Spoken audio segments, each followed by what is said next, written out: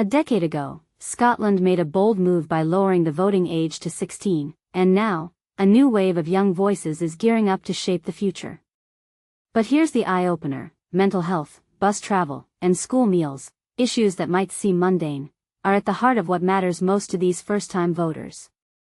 Are we truly listening to their concerns? As the Holyrood election looms, teenagers from the south of Scotland are putting politicians from across the spectrum on the spot.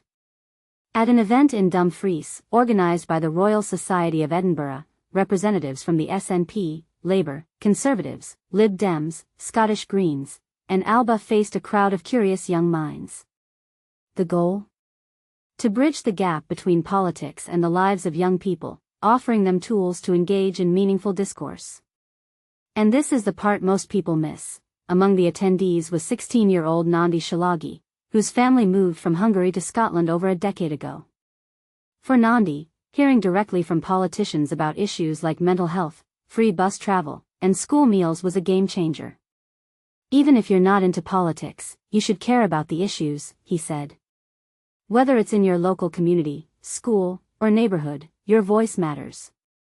But here's the controversial bit: Nandi believes local governments should step up if national ones feel out of reach. Is he onto something, or is this wishful thinking?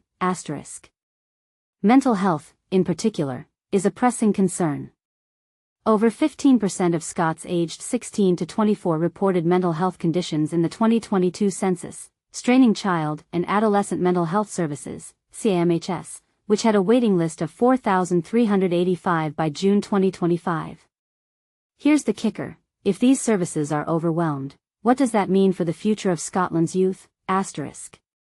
Sophie Wright, 15, another attendee, saw the event as a golden opportunity to grill politicians.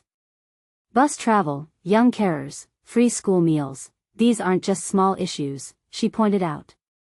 Since 2022, Scotland has offered free bus travel to everyone aged 5 to 22, and free school meals are available for younger pupils and those from low-income families. But the question remains: are these policies enough, or do they just scratch the surface? Sophie, who'll vote for the first time next year, admits many of her peers are disengaged. Her message? Politics affects young people, whether directly or indirectly. Housing, for example, impacts everyone, regardless of age.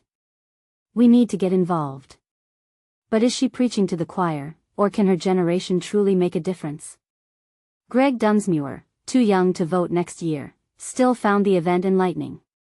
Politics is relevant because it tackles issues that affect us daily, he said. But it's not just about talking, it's about making change. Here's the challenge: how can we encourage more young people to advocate for themselves and their communities?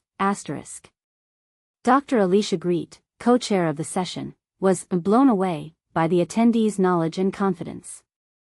Every party heard loud and clear: young voices must be central to policies that affect them, she said.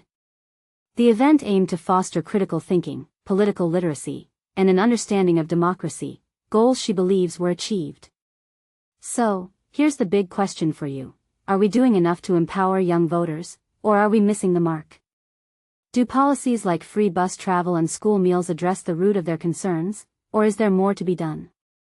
Let's spark a conversation. What do you think?